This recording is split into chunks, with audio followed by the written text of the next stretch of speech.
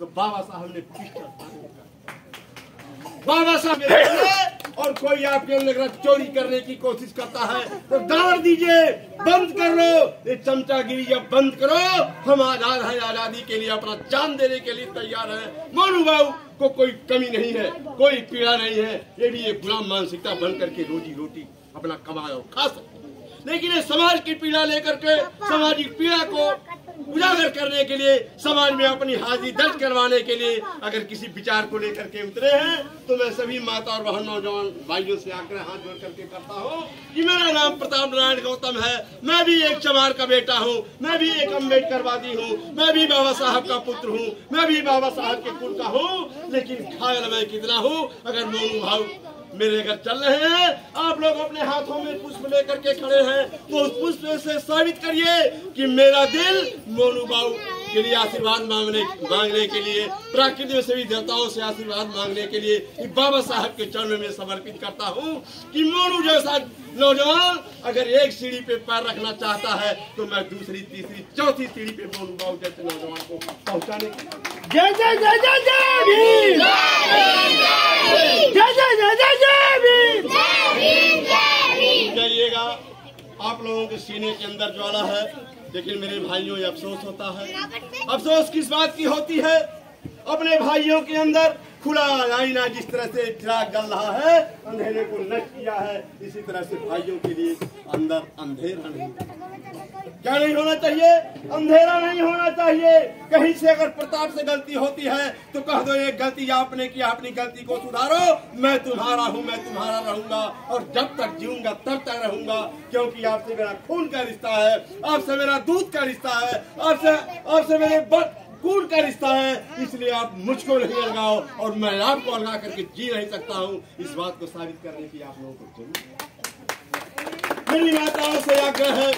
बाबा साहब संघर्ष करते करते अपने नौजवानों को थक गए तो बाबा साहब ने कहा ऐसे लोग मानने वाले नहीं। तो बाबा साहब ने कहा कि अब मेरी घर की जब तक महिलाएं, माता और बेटियां नहीं आएंगी तब तक मेरे घर का नौजवान नहीं मानेगा, जब तक मेरे घर का बुजुर्ग नहीं मानेगा तब तक कोई सलाह बन नहीं सकती है। तो बाबा साहब ने नारी के सम्मान में एक संगठन नियुक्त किया और संगठन में नियुक्त करने के बाद महिलाओं को आगे लाया और जब महिलाएं आगे आ गई तो हमारा सब कुछ धीरे धीरे वापस। आज उसी का दिन है, महिलाओं का अगुवाई का दिन है कि हमारे समाज का प्यून से लेकर के कमिश्नर, आईजी, जीआईडी, प्रधानमंत्री, मुख्यमंत्री तक लोग पहुंचे गए। किसका दिन है? हमारी माताओं का दिन है, हमारी बेटियों का दिन है, हमारे बुजुर्गों का दिन है कि इस भूखे ला करके और स्वाभिमान की लड़ाई को लड़े। आपको याद होना चाहिए 1 जनवरी का दिन, भीमा कोरेगांव की घटना को याद कीजिए। कड़ाके की ठंड में सीने के अंदर जलती हुई ज्वाला, उस ज्वाला को बुझाने के लिए हमारे बुजुर्गों ने कड़ाके की ठंड में उस बड़ी नदी भीमा कोरेगांव की नदी को पार करके गया और पार करके जा करके जहाँ लड़ाई लड़ा, लड़ाई याद भी इतिहास है। 1500 लोगों ने 8000 दुश्मनों को गाजर मोरी की तरफ बोटी बोटी काट करके सफाया करने का काम किया। आप वो अम्बेडकरवादी हैं, आप वो संत शिरोमणि के परिवार के हैं, आप संत महापुरुषों और संघर्षी के औलाद हैं और संघर्ष करिए, संघर्ष में ही सफलता है। यही मैं आप लोगों के बीच में कहने के लिए। बाबा साहब अपना स्वयं के घर नहीं बसाए, बाबा साहब अपने बच्चों को नहीं देख पाए। एक वृत्तांत याद आता है, मेरी माता और बहनों याद कीजिएगा। प्रताप नारायण गौतम आपके आंगन में आया है। आज सबके घर में सावा चावल है, सबके घर में कोई बच्चा ऐसा नहीं 1000-1500 के नीचे पैंट पहनता होगा। सबके घर का बच्चा 250 और 300 से लेकर 1000, 1000-2500 का 6000 का जूता पहन रहे हैं। सबके बच्चों के सर पे 800 से ऊपर की जर्सियां हैं और सबके घर में खुशहाली का पैगाम है। लेकिन मेरे मित्रों, बड़े दुख के साथ इस बात को कहना पड़ रहा है कि जब हमारी लड़ाई की बात आती है तो हम भिखारी हो जाते हैं और जब मुझको किसी भाई से लड़ने की बात आती है तो कहते हैं मैं तुमको मिटा दूंगा। क्या कहते हैं? मिटा दूंगा। अरे अपने को मत मिटाओ, अपने को मत मिटाओ। अपने को मिटाते हो तो आने वाली पीढ़ी अपने आप मिट जाती है। उनको मिटाओ, उनको मिटाओ। कैसे मिटाओ? अपने बच्चे को चंदा लगा करके पढ़ाओ, अपने बच्चे को चंदा लगा करके बिजनेस हो, अपने बच्चे को चंदा इकट्ठा करके शादी करवाओ, अपने बच्चों को सही दिशा दो और शिक्षित बनाओ, संगठित बनाओ, संघर्ष करो। बाबा साहब का नारा। प्रताप गौतम आपके नौतनवा में आज 20-25 साल से झोपड़ी से निकल करके आया हूँ मेरे मित्रों, लेकिन महाराजगंज जिला को छोड़ दीजिए। बलिया में चल करके देखिए, सिद्धार्थ नगर में चल करके देखिए, देवरिया में चल करके देखिए, बस्ती में चल करके देखिए, बड़हलगंज में चल करके देखिए। इतने जगहों में प्रताप आपका बेटा अगर पहुंचता है, नौतनवा में कहेंगे तो चमार का बेटा है, लेकिन जहाँ मैं पहुंचता हूँ मंचों पे तो कहते हैं चमार नहीं है, अम्बेडकरवादी है, संत शिरोमणि का बेटा है, कबीरदास का बेटा है, रविदास का बेटा है, भगवान बुद्ध का बेटा है। ये नहीं कोई कहता प्रताप चमार का बेटा। इस पर आपको अमल करने की जरूरत है। किसी के बहकावे मत आइए। सीने के अंदर जलती हुई ज्वाला पे आप विचार कीजिए, उस ज्वाला को किस तरह से बाबा साहब ने काटा। आपको झगड़ा करने की जरूरत नहीं, लड़ाई करने की जरूरत नहीं। अपने भाई मोनू को दिल से लगा लो, दिल से लगा लो, और जिस सीट पर चाहोगे आप अपना विधायक बनाओगे, आप अपना विधायक बनाओगे, आप अपना चेयरमैन बनाओगे, आप अपना और सभासद बनाओगे, आप अपना सांसद बनाओगे। जब तक आप अपने लिए नहीं लड़ोगे, जब तक आप अपने लिए चंदा नहीं दोगे, तब तक बाबा साहब का सपना पूरा नहीं होगा। हमारे भाई कुछ नारा लगा रहे थे, क्या नारा लगा रहे थे? बाबा साहब का मिशन अधूरा, हम सब मिलकर करेंगे। लेकिन ये नारा नहीं है मेरे मित्रों। बाबा साहब ने कहीं कोई कथा नहीं छोड़ा। आपको मेरी आवाज से पता चलता होगा कि माइक में नहीं जानता हूँ, माइक अपने आप का ऊर्जा है। बाबा साहब के कुल का हूँ, इसलिए कभी आवाज भी नहीं पड़ती है और कभी आवाज कम भी नहीं होती। बाबा साहब पे विचार करो। जिस समय बाबा साहब बैरिस्टर का पद त्याग देते हैं और हमारे आपके लिए राजनीति में उतर जाते हैं, फील्ड में वर्किंग करना शुरू कर देते हैं, इनके इकलौते पुत्र का जन्म होता है। बाबा साहब लंदन की मीटिंग में पहुंचते हैं, मेरी बातें ध्यान से सुनेंगी। बाबा साहब 3 साल के मामले में फंस जाते हैं, घर पे वापस नहीं आते हैं। उस वृत्तांत को बहुत शॉर्ट में मैं कह रहा हूँ। किसी महिला ने लगा दिया, ये उनकी पत्नी बाबा साहब के पीछे झूठे दीवाना बनी रहती है। वो तो अमेरिका में रहता है, लंदन में रहता है, बड़े बड़े शहर महानगरों में रहता है, इसको पूछता नहीं है, उसके बाद भी इसके पीछे दीवाना।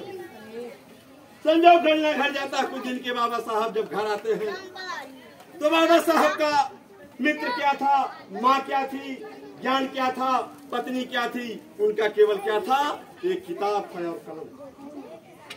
बाबा साहब और उस कलम और किताब में क्या था, हमारे और आपके समाज का पीड़ा।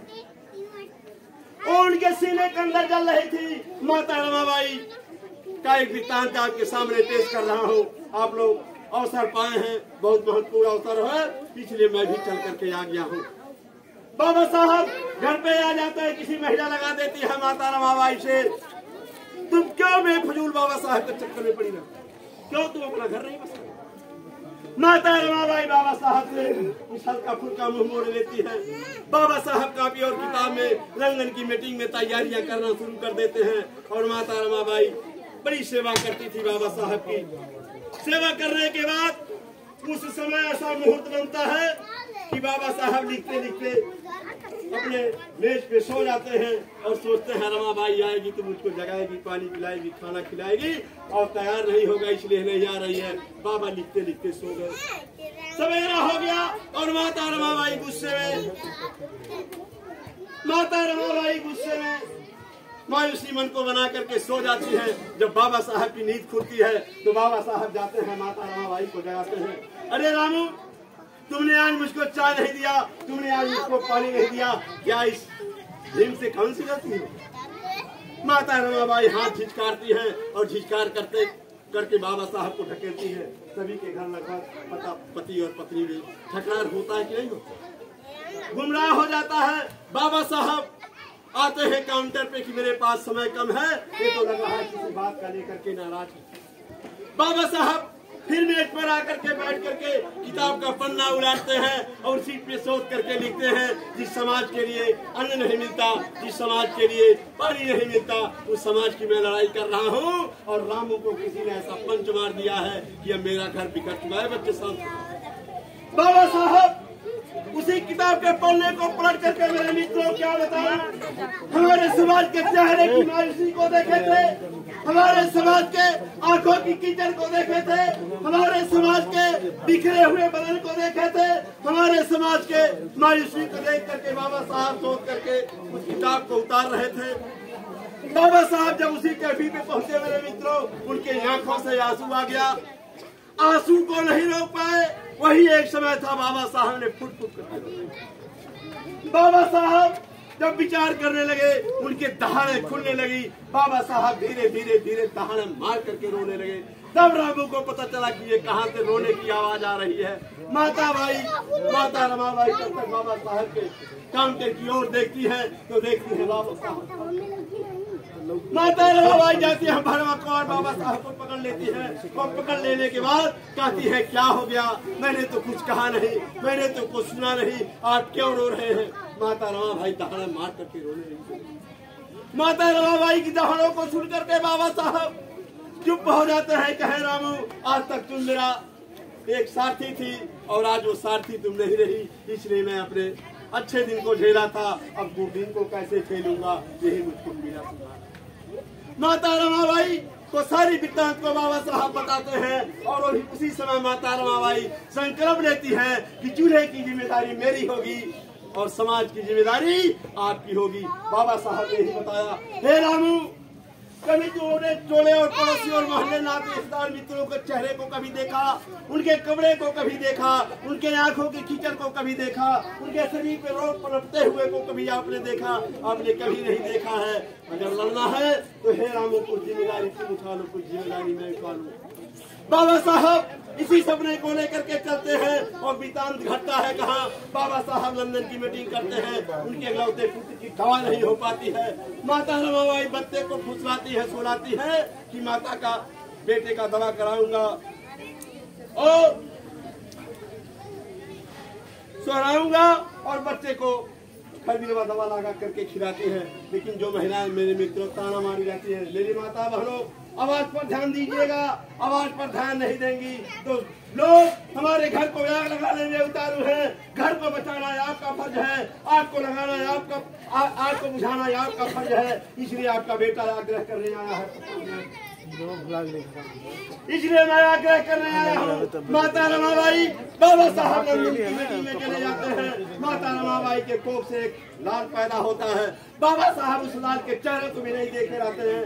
3 साल का समय गुजर जाता है। बेटा कहता है, हे माता, मेरे पापा कब आएंगे? और मैंने पापा को आज तक देखा नहीं।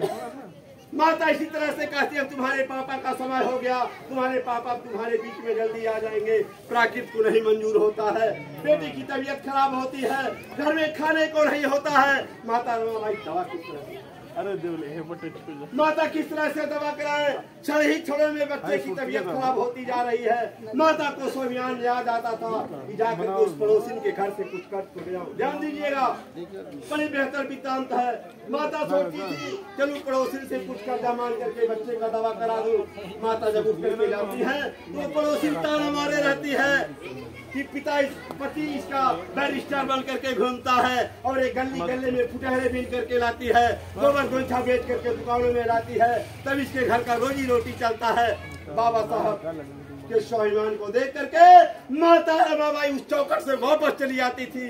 सारे पड़ोसियों को ताने को सुन करके बाबा साहब को स्वाभिमान को लेकर के माता रमाबाई वापस आ जाया करती थी। प्राकृत को नहीं मंजूर था। संजोग ऐसा घटना घटा कि माता रमाबाई के आंखों का तारा